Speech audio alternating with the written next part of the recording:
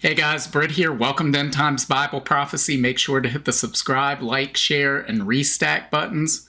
Well, why is this not big, bold-lettered front page news? What am I talking about? Well, I'm talking about the rumors of war that we see in our world today.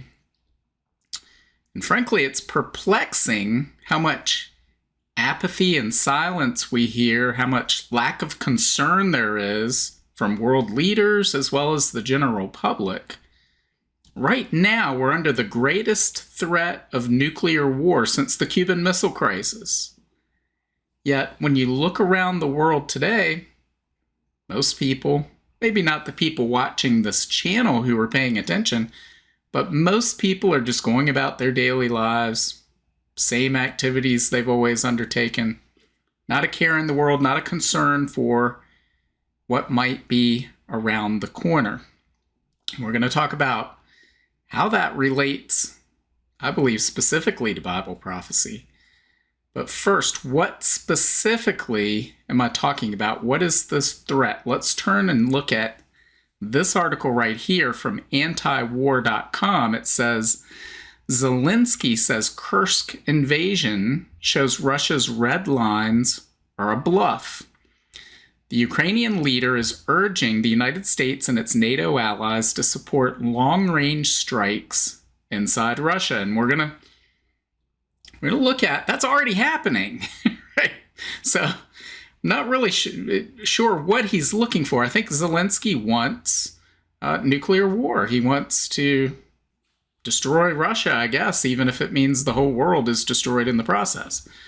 So it says, Ukrainian President Zelensky said Monday that the Ukrainian assault on Russia's Kursk region shows that Moscow's red lines and threats of retaliation are a bluff. So they're a paper tiger, no need to worry about him. We can trust Zelensky, right? It says Zelensky made the comments while criticizing the United States and its NATO allies for not allowing Ukraine to use Western-provided weapons to launch long-range strikes inside Russian territory. We're witnessing a significant ideological shift. The naive, illusory concept of so-called red lines regarding Russia, which dominated the assessment of the war by some partners, has crumbled apart these days, he said. So he's saying, no need to play. Some people say we're playing with fire here. Yeah, Russia has some nuclear missiles, a really big arsenal of nuclear missiles, but no big deal, right? That's what Zelensky is telegraphing, trying to tell us. It says the Ukrainian leader claimed that if Ukraine had been allowed to fire NATO weapons deep inside Russia, and again, we'll look at, they already have. It wouldn't have had time to launch the offensive in Kursk. He also claimed that long-range strikes would stop Russia's gains in eastern Ukraine, which would have become more rapid amid the fighting in Kursk. You must realize, both here and in the capitals where you work, that Ukraine is separated from stopping the advance of the Russian army at the front by only one decision, which we expect from our partners. And this is a decision on long-range capabilities. So he thinks Russia will be defeated if this happens, not, hey, nuclear war might come to the entire world. While the U.S. hasn't signed off on long-range strikes in Russia, it's allowing Ukraine to use U.S.-provided weapons in Kursk, and Russian officials have said U.S.-provided HIMARS have been used in the assault. The invasion came a few months after President Biden gave Ukraine the green light to use U.S. weapons and strikes on Russian border regions. A U.S.-backed invasion of Russia risks a major response from Moscow, despite Zelensky downplaying the threat. Throughout the war, Russia has escalated in direct response to Ukrainian attacks on its territory. For example, Russia did not start the large-scale targeting of energy infrastructure in Ukraine until the first bombing of the Crimean Bridge, which took place in October 2022. The use of NATO weapons inside Russian territory also increases the risk of a direct confrontation between Russia and the Western military alliance, which could quickly turn into nuclear war. And guys, we've talked in the past about war games that have been undertaken in the past. I believe back in 2014, they ran one in Washington, D.C. over the same issue. It was a Russian invasion of Ukraine, and it led to limited nuclear war within that region, but led to 1 billion people dead, many of starvation around the world because of the fallout from the supply chain and the agricultural products from this region. So this is very serious, but it doesn't seem like world leaders, for the most part, are taking it that serious. And certainly the general public seems to think, oh, no big deal. They keep talking about this, but it's no big deal. But it keeps ratcheting up. So we read this from Zero Hedge. It says, Russia summons U.S. envoy over presence of American mercenaries and a CNN crew in the Kursk region. It says Russia's foreign ministry on Tuesday summoned a senior U.S. embassy official in Moscow in order to protest several issues related to U.S. interference in the Kursk region, which has been the scene of heavy fighting since Ukraine's cross-border incursion kicked off on August 6th. Russia condemned provocative actions of both American journalists and U.S. mercenaries spotted on Russian territory in the context of a Kursk invasion. And then they go on, they talk about some CNN reporting of what's happening on the ground in Kursk. But it says Moscow views this as unauthorized American journalists illegally entering Russia's sovereign territory without its permission, ultimately to assist with Ukrainian propaganda under Kiev's military protection. And I would say, think if Mexico attacked the United States and there were members of the Russian Wagner mercenary group were part of that, and Russian journalists were embedded with them. What would be our opinion of the situation? It says, but among the more interesting charges aimed at homes from the Russian Foreign Ministry centers on the alleged presence of U.S. military contractors assisting the Kursk invasion. The ministry pointed to, quote, evidence that has emerged of the participation of American private military companies on the side of the Ukrainian armed forces during the offensive into Russia. While not naming specific companies or firms, Russian state sources have flagged a posting by the American military lifestyle brand Forward Observations Group. And here we see that picture. It says the organization recently posted photos of alleged U.S. mercenaries on Instagram, apparently on the Kursk battlefield, with a caption that reads, quote, the boys in Kursk. Now there's a fog of war that goes on. Who knows if this is true or not? I don't know what's going on the ground there. But if this is truly happening, it risks Russia drawing the conclusion that American forces are actively attacking its homeland.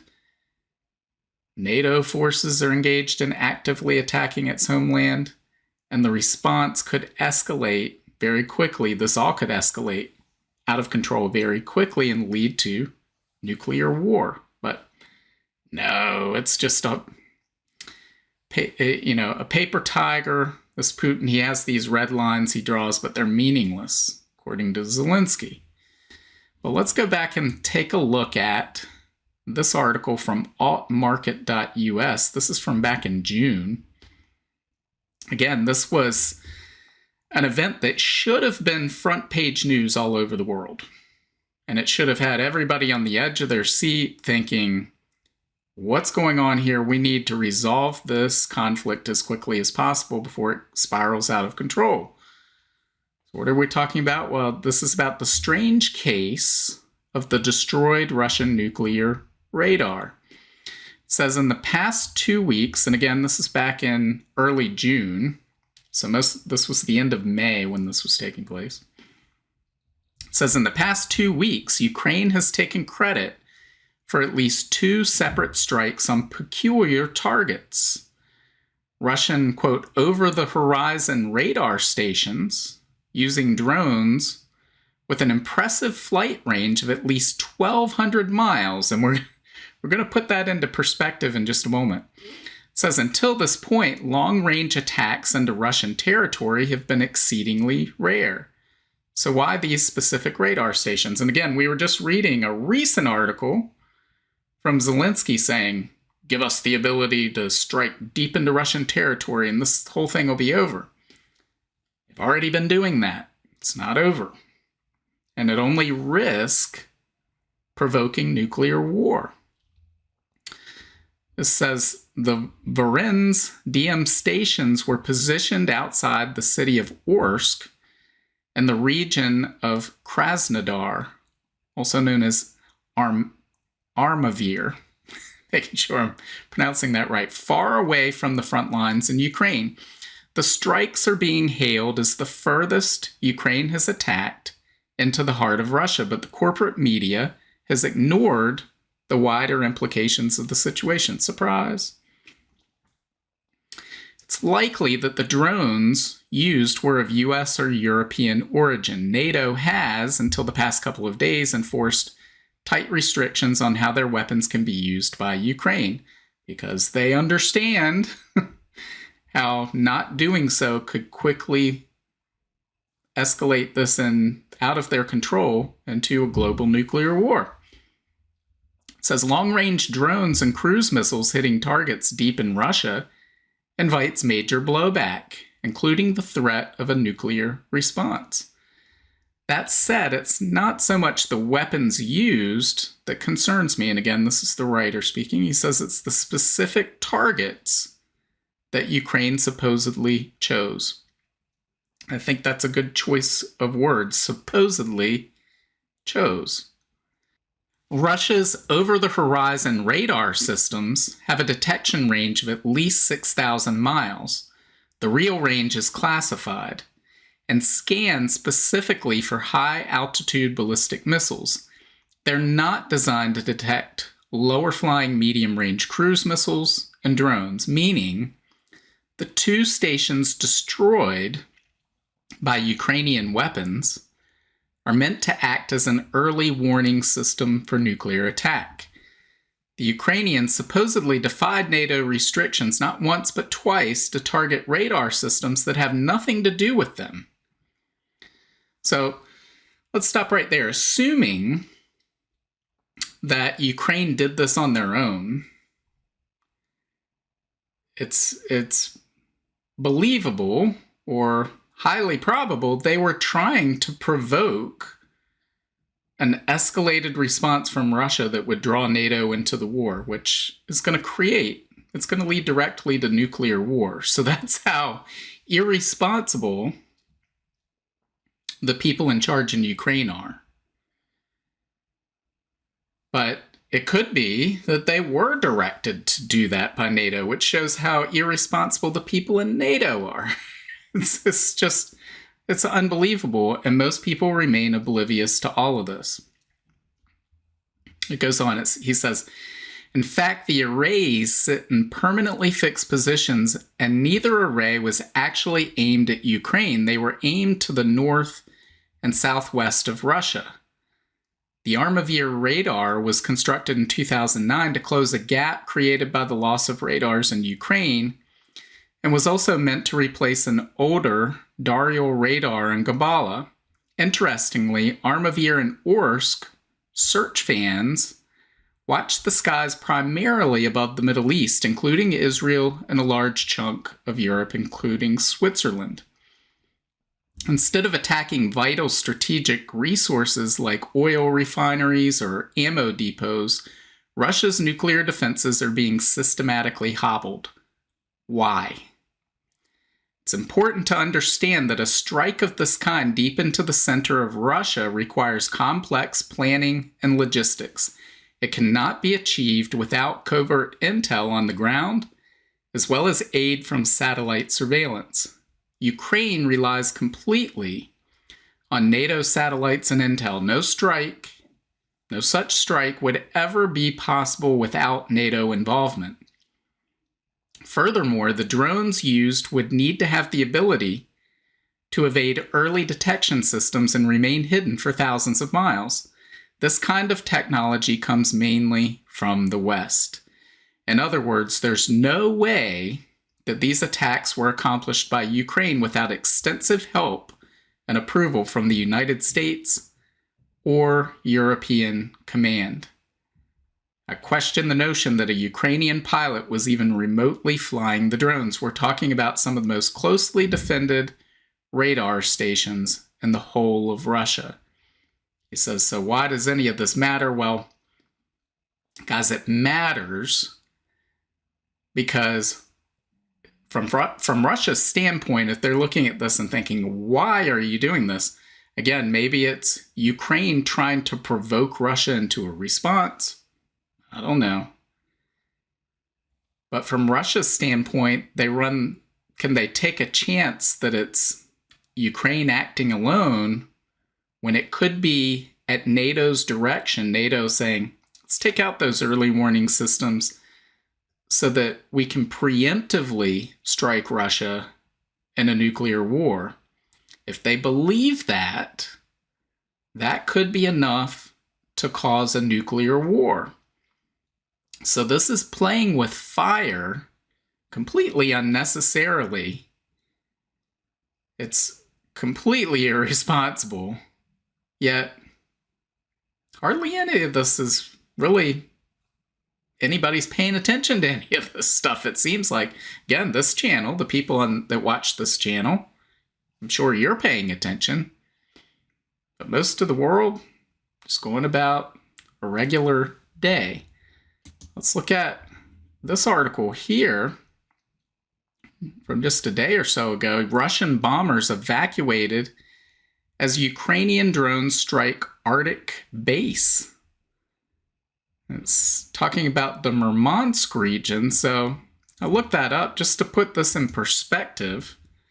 This is where those Ukrainian drones struck. Now, Ukraine is here. This is Ukraine right here, and we hear in the media all the time, well, they might strike Moscow. And we hear Zelensky saying we need the ability to strike long distances deep into Russian territory, and then this war will be over. Well, what is this if not deep into Russian territory? Again, up in the Arctic region, where you would have a lot of Russian assets deployed as part of its nuclear capability. Striking these early warning radar systems, all of this is provoking and poking the Russian bear. And yet people seem oblivious to all of it. Again, to put this in perspective of how serious this is, guys, we've looked at this in the past. So this is a site called defconlevel.com. Now, DEFCON stands for Defense Readiness Condition. It's an alert system that the U.S. military developed in the late 1950s as part of the Cold War in order to put defense systems on alert in case of a nuclear war. And so you have levels 1, 2, 3, 4, and 5. 5, if you're at level 5, everything's great. Everything's calm. There's basically no threat of nuclear war. If you're at DEFCON level 1, well, then that means nuclear war is imminent. You expect it at any moment. We've never actually been at that alert level. But where are we now? Well, we don't know exactly where we are now. This is classified. That's classified information. However, based on open source intelligence, this website and others will estimate what level we're at. And according to their intelligence sources, we currently sit at DEFCON level 3. Now, we have been at that level, according to their estimates, for really 2.5 years, since February 28th, 2022. Guys, this is just unprecedented if you understand the history of the DEFCON alert system. So let's take a look at historically where this has stood, because here we have past levels. We have DEFCON level 3 after September 11th. I believe that lasted for a day or two. I could be wrong. Maybe it was a week. But we've never been at level 3. We've never been at level 1. We mentioned that. But we've never been at level 3 or 2 for longer than a couple of weeks in the last 60 plus years. So keep that in mind. Over 65 years, we've never been at level 2 or 3 for any longer than 2 weeks. We've been at level 3 for 2.5 years. And we haven't often been at levels 2 and 3. This isn't a common thing. Again, September 11th would have been the last time, so that's 23 years ago. The Gulf War, very briefly, I believe for a day, maybe 2 days, we went to DEFCON level 2. If you remember, at the time, Saddam Hussein was shooting Scud missiles at Israel. We had Operation Paul Bunyan back in 1976. The Yom Kippur War in 1973. And then, of course, the Cuban Missile Crisis back in 1962. Yes, that's it. Just a handful of instances. Yet we've been, it's estimated anyway, that we've been at DEFCON level 3 for 2.5 years. And we have a world leader like Zelensky just cavalierly saying we can cross whatever red lines we want to. It's all a bunch of hot air. And guys, this is just unbelievable to me. It's perplexing that most people are just going about their daily life because I guess the media is not telling them they need to be concerned about this. But where are demands for Western leaders to resolve this crisis? Where are the demands to declare peace and remove the world from the brink of a nuclear war?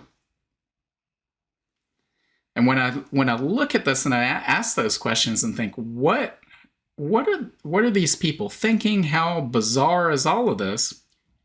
It really draws my mind to two specific passages from Matthew 24. So the first of those is this, Matthew 24, verse 6. Again, in this chapter, the followers of Jesus, they come to him and they say, what are the signs of your coming and the end of the age? And Jesus goes on to tell them, and as part of that, he says, and you will hear of wars and threats of wars, but don't panic. Yes, these things must take place, but the end won't follow immediately. So rumors of war, certainly something that would characterize the time right before Jesus returns. And then we had this passage here from Matthew 24, verses 37 through 39. Jesus says, when the Son of Man returns, it will be like it was in Noah's day. In those days before the flood, the people were enjoying banquets and parties and weddings right up to the time Noah entered his boat. People didn't realize what was going to happen until the flood came and swept them all away. That is the way it will be when the Son of Man comes. And again, I'm not saying this specific passage points to exactly what we're seeing today, but certainly people are enjoying banquets, parties, and weddings, going about normal daily life, completely ignorant of and oblivious to the threat of nuclear war that's hanging over them. I mean, think of if many people probably weren't around during the Cuban Missile Crisis, but if you were and you remember that, or if you watch some of the documentaries on it, a lot of life did come to a standstill. Sure, people went about living life, but they were glued to the news and they were asking their friends and neighbors, what are the updates? Have they resolved this yet? This is a massive crisis. Yet we've been in a similar crisis for 2.5 years, and nobody's talking about it. Nobody seems to care. And that just boggles my mind. Guys, it really tells me the nature of the times in which we're living. And when we look at this specific conflict, we could see some of the things we read about in Revelation chapter 6 that occur during the tribulation. We could see all of those events, or envision a scenario, let's put it that way. We could envision a scenario where this Russia-Ukraine conflict escalates, spirals out of control, and we see the events of Revelation 6 in quick succession. Global war, massive destruction, food supplies and the supply chain destroyed, and food inflation on a massive scale. All the things we read about right there. Again, I'm not saying that this conflict will cause that. In fact, I personally believe it will be something else. But how many times in past history can we say that a conflict would cause that? And that a conflict we're seeing play out in front of us, not a theoretical conflict, but an actual conflict on the ground. It's not many. And again, it points to the times in which we live. Guys, all of this just tells me where we are on God's timeline. Jesus said, when you begin to see all these things take place, know that I'm near, I'm right at the door. Your salvation draws near. Guys, Jesus is coming back. All the signs Jesus and the prophets said to look for are present in our day and time. And we're seeing those accelerate. That tells me that the tribulation period, the 7-year tribulation period, the second coming of Jesus, his glorious appearing at the end of that, are drawing near. And that tells us that the rapture of the church, which I believe the Bible teaches takes place before the 7-year tribulation, that would be even closer. So guys, take advantage of whatever time we have left to share the good news of Jesus Christ with as many people as you possibly can, because who knows how much time we have left. We never know that. As individuals, we could be gone in the next few minutes. But I think collectively through the rapture, we have every reason to believe we could all be gone in very short order. So take advantage of what time we have left. When you're running a marathon like this life that we're running, and you can see the finish line, that's not the time to just relax, go sit down and take a rest. We need to be pedal to the metal, go to the finish line, finish the race.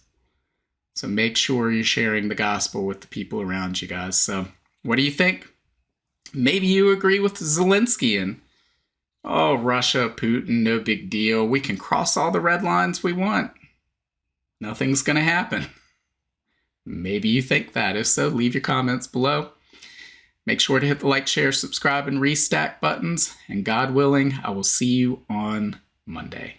Bye. If you want to learn more about the end times and Bible prophecy, make sure to visit my Substack at brittgillette.substack.com. There you'll find my latest videos and articles, as well as notes, where I share the latest news headlines, the articles I'm reading, and the videos I'm watching.